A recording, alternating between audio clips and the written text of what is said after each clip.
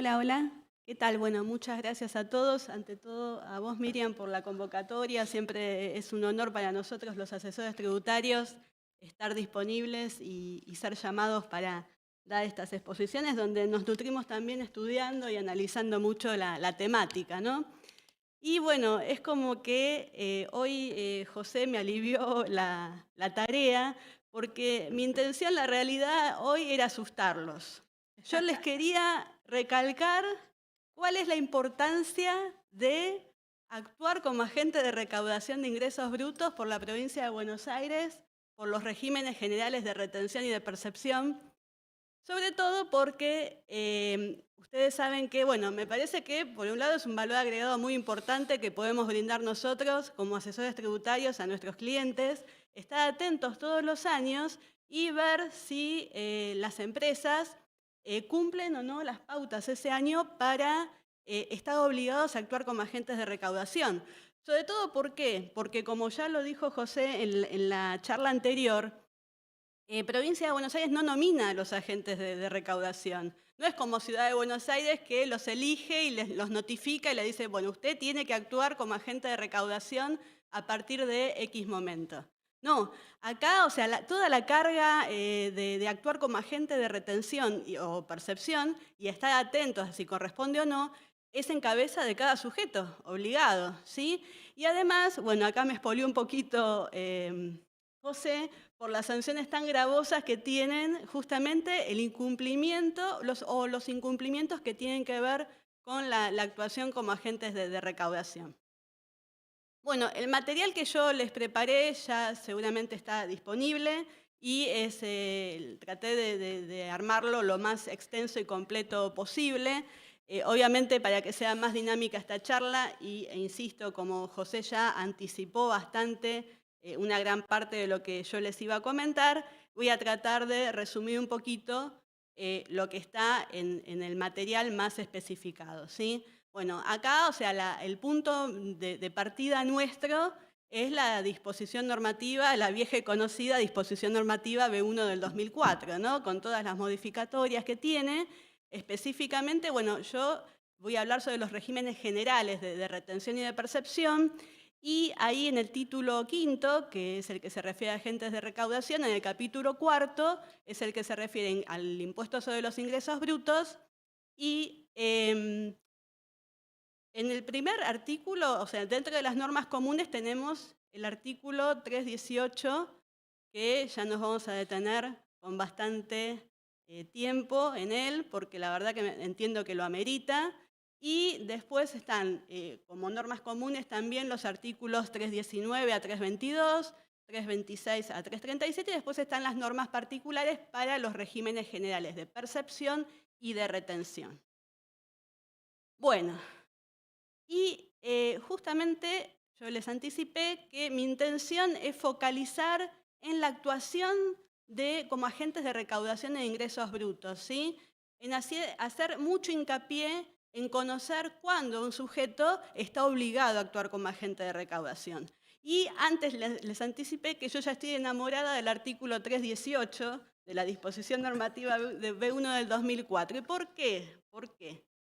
Es el famoso artículo que se refiere a la territorialidad, ¿sí? Y yo recuerdo que creo que José en la charla anterior había comentado que es Provincia de Buenos Aires la única que tiene esta condición de territorialidad para los agentes de recaudación. Sí, y San Juan. San Ah, Juan. bueno, bueno, no es Son dos. exclusivo entonces de Pero, Provincia de Buenos Aires, pero son muy poquitas.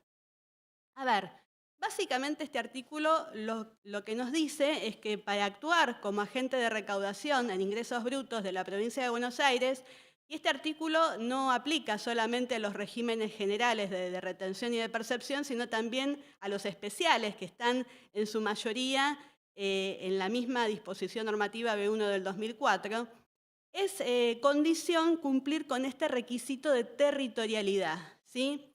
Entonces, lo que dice la norma básicamente que es independientemente de cuál sea el domicilio fiscal, real o legal que tenga el sujeto, va a tener que actuar como agente de recaudación en la medida en que tenga algún establecimiento ubicado en el territorio de la provincia de Buenos Aires o que se valga a través de, para actuar en la provincia, a través de consignatarios, comisionistas y demás. Entonces, bueno, acá está el texto completo del artículo.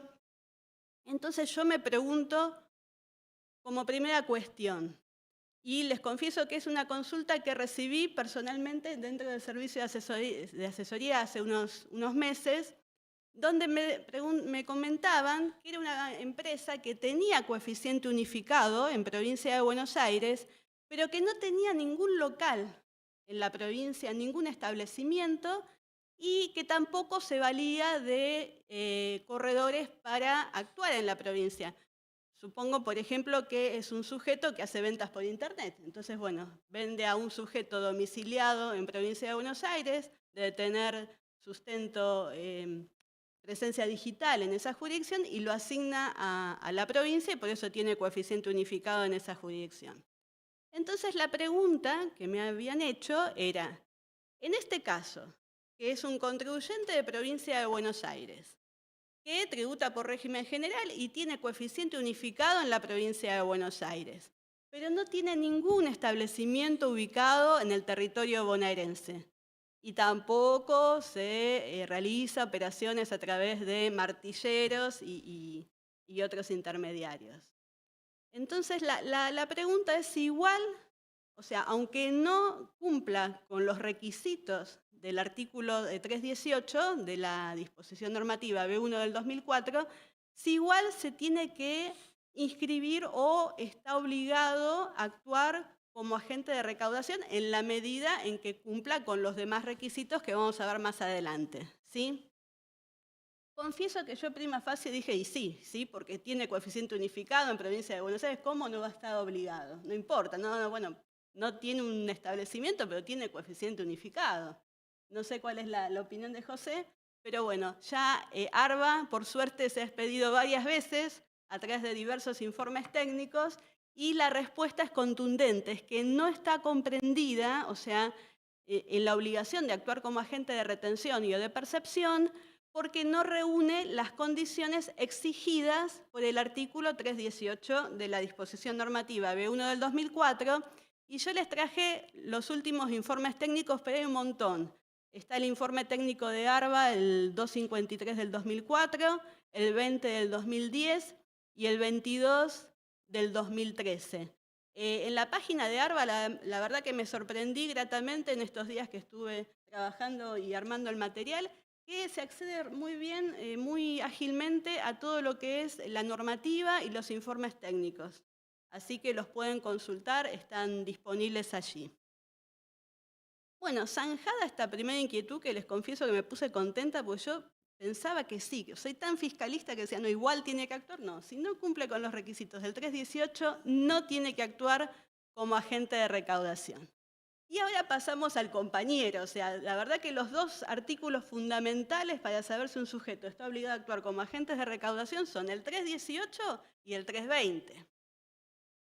¿Y qué dice el 320? Bueno, el 320 es el artículo que enuncia, tiene 4 incisos, y los primeros 3 incisos es el que va actualizándose todos los años, aumentando, digamos, el importe, el parámetro de ingresos para estar obligados a actuar como agentes de recaudación.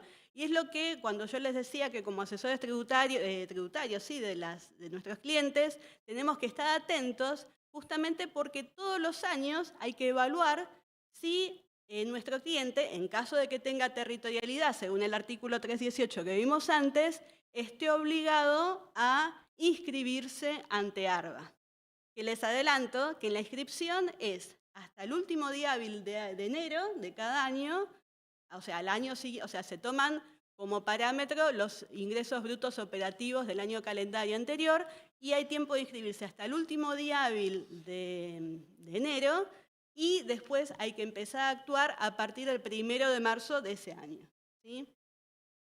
Entonces, fíjense que el copete del artículo 320 de la disposición normativa B1 del 2004 les dice que están obligados a actuar como agentes de recaudación en las operaciones de venta de cosas muebles, locaciones y prestaciones de servicios, Es muy importante, no está incluido en el material, pero por ejemplo había un informe técnico donde se planteaba si una compañía que es como que realizaba pagos por reintegros a otra, si por esos pagos debía actuar como agentes de recaudación, y la respuesta de ARBA fue que no, porque el régimen aplica a las operaciones de venta de cosas muebles, locaciones de obras, cosas y servicios y prestaciones de servicios. Y acá empezamos, fíjate qué hora es porque no sé si... Bueno, vos andame cortando, Miriam, porque el artículo es extenso. Inciso A, el más importante, porque dice que tienen que actuar como agentes de retención y de percepción las empresas que hayan obtenido en el año calendario inmediato anterior ingresos brutos operativos, acá empezamos con las dificultades, ingresos brutos operativos, grabados, no grabados y exentos, por un importe superior a 250 millones, debiéndose computar a esos efectos los ingresos provenientes de todas las actividades y en todas las jurisdicciones. Ingresos brutos operativos, grabados, no grabados y exentos, en el año calendario anterior por más de 250 millones de pesos. Entonces, la primera pregunta, ¿qué se entiende por ingresos brutos operativos? ¿Sí? En el informe técnico 53 del año 96, o sea que se refería a la antecesora, porque bueno, la B1 del 2004 fue un texto ordenado que salió de todas las normas del año 76 al 2002, y bueno, cuando salió ese texto ordenado, se reemplazaron a las normas originales, creo que era la 38 del 95, la 43 del 96. Bueno, me estoy delatando un poco con la edad, pero bueno, no importa. En definitiva, este informe técnico tenía que ver con las normas antecesoras, pero vale también para este razonamiento que estamos buscando de qué se entiende por ingresos brutos operativos. Dice, deben computarse los ingresos provenientes de todas las jurisdicciones, bueno, eso no es nada nuevo porque lo dice el mismo texto de la norma, pudiéndose efectuar la detracción de aquellos importes en concepto de IVA débito fiscal, impuestos internos, en ambos casos cuando se trate de contribuyentes de derecho, y los que hayan sido percibidos por actuar como agente de percepción o de retención. Bien, o sea que son los ingresos brutos operativos menos el IVA débito fiscal e impuestos internos. Ahora, esta es una pregunta que también nos han hecho al servicio de asesoramiento. Dice, ¿los ingresos brutos operativos surgen de los estados contables? ¿Deben tomarse los ingresos según el balance ajustado por inflación contable o se tienen que considerar valores históricos, es decir, nominales? Y no, por lo que vimos recién, en realidad surgen de las declaraciones juradas, de las propias declaraciones juradas presentadas por el impuesto sobre los ingresos brutos como contribuyente. Así que son nominales, sin ajustar. Bueno, esta es una jurisprudencia administrativa. Fue un caso que me llamó la atención porque decía que era una empresa que era contribuyente local de otra provincia, que los ingresos brutos operativos que tuvo en el año anterior superaban ampliamente el parámetro para comenzar a actuar como agente de recaudación, pero que recién se abre una sucursal en la provincia de Buenos Aires en marzo. Entonces, ¿cómo hago? ¿No? Y lo que se resolvió, este es un antecedente también anterior, desde el año 2001, dice, teniendo en cuenta, es el informe técnico de ARBA 65 del año 2001, dice, teniendo en cuenta que, por su particularidad, el supuesto planteado no estaba especialmente previsto en la normativa, se consideró razonable que la empresa se inscriba como agente de retención y de percepción hasta el último día hábil del mes siguiente a aquel en que se verificó el alta como contribuyente de la provincia y comenzar a actuar como agente de recaudación a partir del primer día del mes subsiguiente a aquel en que se inscribió como tal. Insisto, esto es jurisprudencia administrativa. Fue un caso muy particular, pero bueno, me llamó la atención y como nota de color me pareció oportuno incorporarlo de material. Otra cuestión. Si yo soy un sujeto exento, tengo un sujeto que es exento, una empresa exenta en el impuesto sobre los ingresos brutos de la provincia de Buenos Aires, ¿está obligada a actuar como agente de recaudación? Y la respuesta es que sí. Hay varios informes técnicos que lo aseveran. Acá se los dejo en el material. No me quiero detener con esto para no atrasarme tanto. Después también se consultó cuál era el concepto de empresas, porque si nos fijamos en el artículo 320, en el inciso A, dice las empresas que, y esto lo consultaba una entidad sin fines de lucro, no sé si era una obra social, una entidad muy particular. Y ahí hay un informe técnico de ARBA, el 30 del año 2012, que dice que, o sea, el concepto de empresa, a los fines de la designación como agentes de recaudación, debe entenderse en el sentido de estructura organizativa, o sea, que tenga los medios como para actuar como agente, ¿no es cierto? Y yo pensaba, también, o sea, es abarcativo ese concepto si yo tengo una empresa, una explotación unipersonal, ¿no es cierto? También podría llegar a estar obligado. Y tengo, obviamente, ingresos de más de 250 millones en el año calendario anterior. Bueno, esto lo voy a saltear porque esto es exclusivo para estaciones de servicios. Ahí el parámetro es de 375 millones los ingresos operativos a tener en cuenta.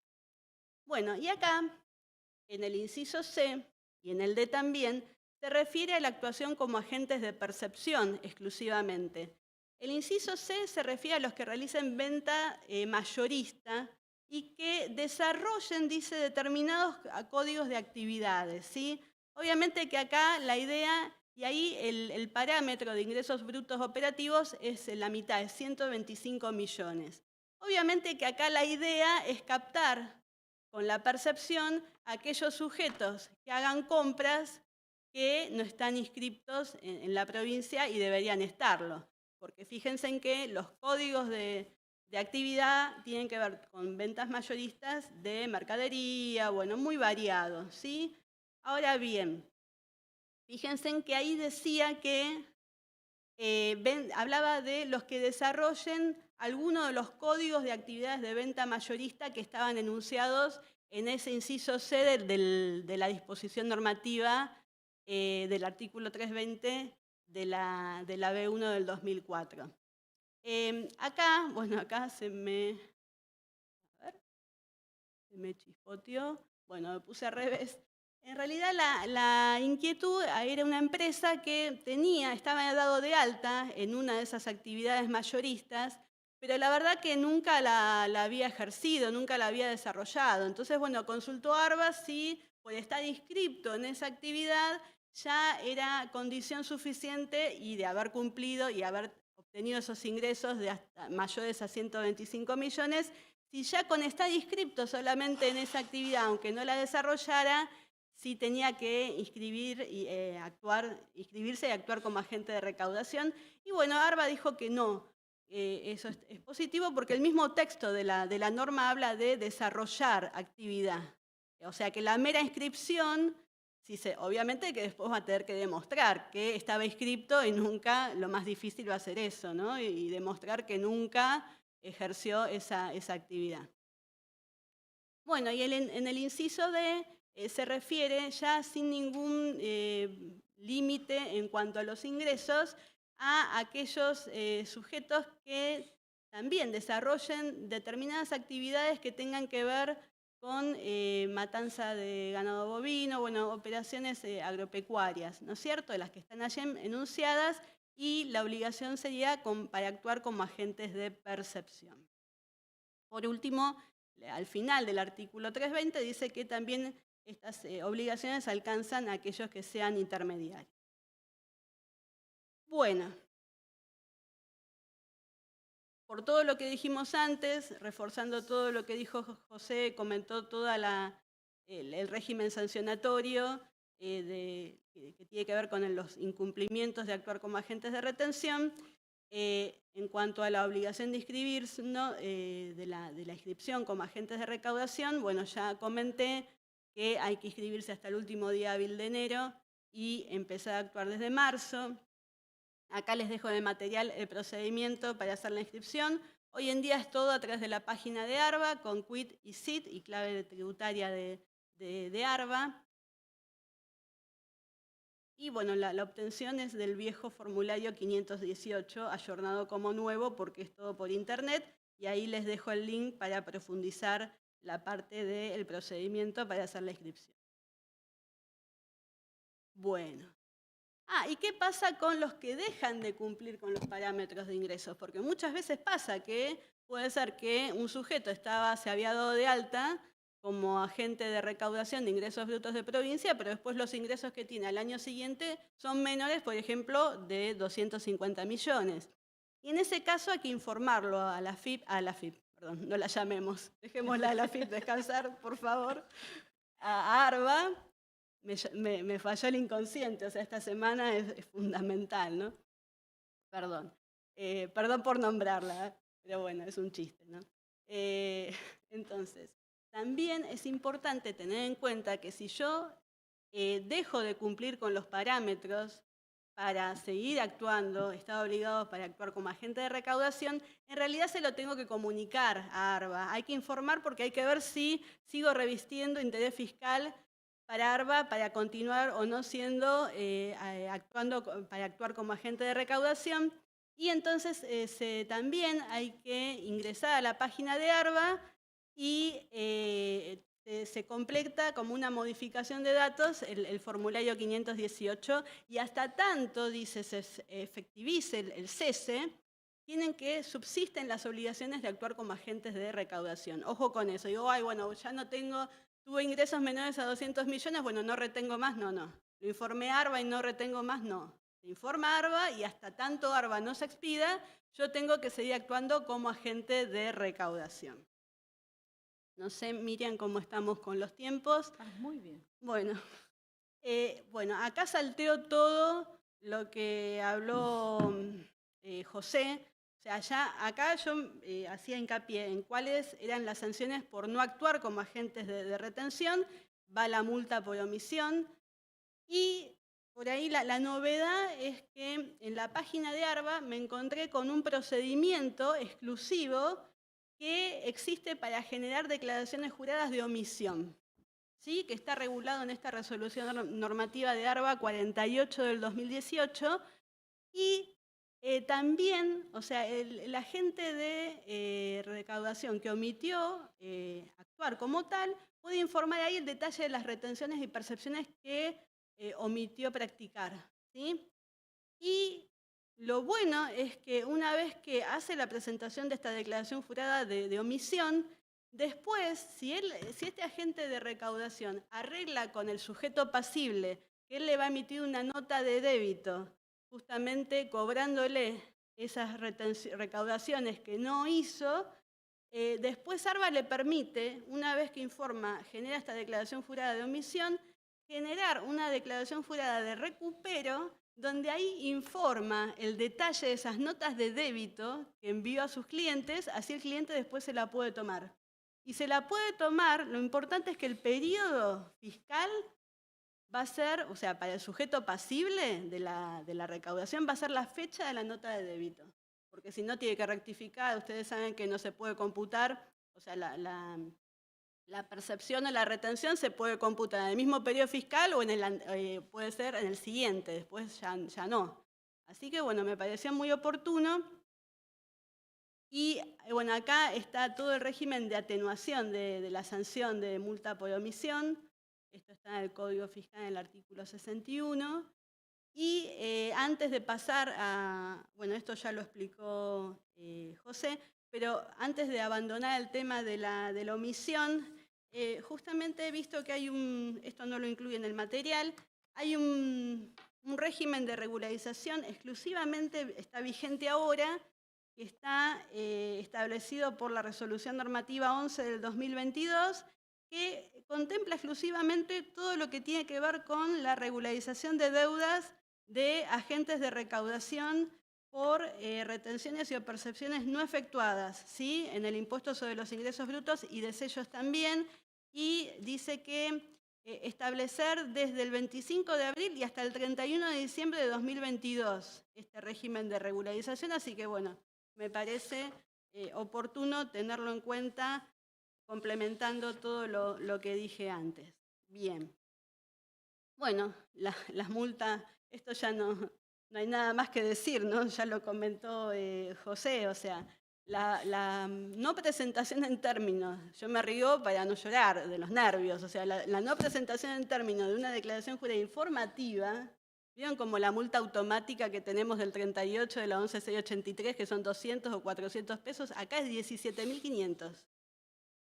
Y en el caso de retenciones, recuerden que las retenciones se informan quincenalmente. Hoy en día las percepciones está todo unificado, se informa por mes, ya sea que uno haya hecho la opción por lo devengado o siga con lo percibido. Pero ojo con este tema, porque bueno, la verdad que es increíble. Multa por defraudación. Perdón. Gracias, Cari. Multa por defraudación.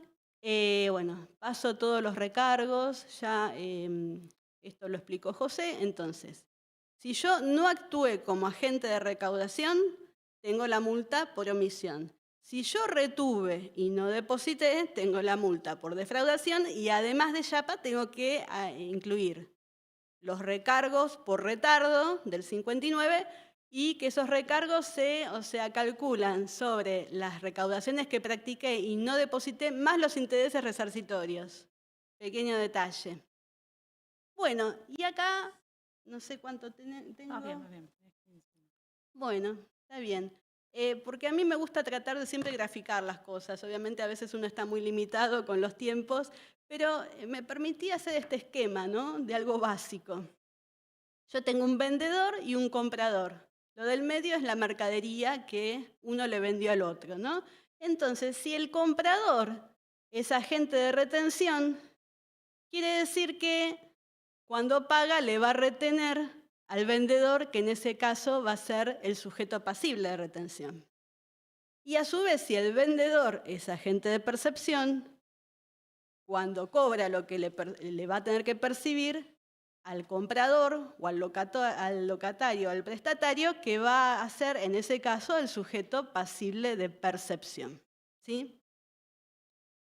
Ahora bien, en las pantallas siguientes, bueno, está toda la normativa, paso por paso, pero por ahí me gustaría frenarme en este gráfico y hacer hincapié en las cuestiones más fundamentales que tienen los regímenes generales de retención y de percepción. El de retención, el régimen general de retención, la característica, que para mí es algo positivo, porque está bastante limitado, en el sentido de que para que una operación esté alcanzada por el régimen general de retención, se tiene que haber realizado la entrega de la mercadería, en el caso de venta de bienes, en el ámbito de la provincia de Buenos Aires. Y en el caso de prestación de servicios, el servicio se tuvo que haber prestado en provincia de Buenos Aires. ¿Sí? Entonces, eso la verdad que acota mucho la tarea del agente de retención, porque yo directamente, si veo que estoy haciendo una compra donde la entrega del producto no se hizo en territorio bonaerense o el servicio no se prestó en la provincia de Buenos Aires, ya ahí me olvido y no tengo que consultar al padrón, no tengo que hacer más nada porque la operación no está alcanzada por el régimen de retención. En cambio, en el caso del régimen general de percepción no está acotado a que la operación se haya realizado la entrega en la provincia o el servicio prestado en la provincia. Entonces ahí ya tenemos una complicación. Yo ahora me voy a permitir decirles lo más importante, lo más distintivo de cada uno de los dos regímenes, sin perjuicio que, insisto, están en las pantallas siguientes, en el material tienen toda la normativa y en cada punto que hay que aplicar. Pero, si son ventas de bienes de uso, ahí no aplica la retención. En el caso de la retención tiene que ser venta de bien de uso para el vendedor. Y en el caso de la percepción tiene que ser venta de bien de uso para el comprador, si mal no recuerdo. ¿Cuál es el procedimiento? Ustedes saben que desde hace muchos años, desde el año 2007, se alivianó de alguna manera la tarea de actuar como agente de retención y percepción en provincia, porque uno ya no tiene que ver, ay, a ver qué alícuota tengo que aplicar, porque si la operación está alcanzada, directamente yo tengo que ir a hacer la consulta al padrón de sujetos pasibles que publica ARBA todos los meses y siempre lo actualiza mensualmente, y dice la norma que 7 días hábiles antes del primer día del mes siguiente al cual es aplicable ese padrón, ya tiene que estar disponible en la página de ARBA, ¿no? Esa es la teoría, ¿sí? Entonces, si yo ya tengo una operación alcanzada por el régimen de percepción o retención, por el régimen general, tengo que hacer la consulta al padrón de sujetos pasibles. Y yo me pregunto, vamos a seguir con el régimen general de retención porque les quiero hacer una acotación que no llegué a incluirla en el material y es algo que ya tiene muchos años, pero que sigue estando plenamente vigente y entiendo que es conveniente tenerlo presente.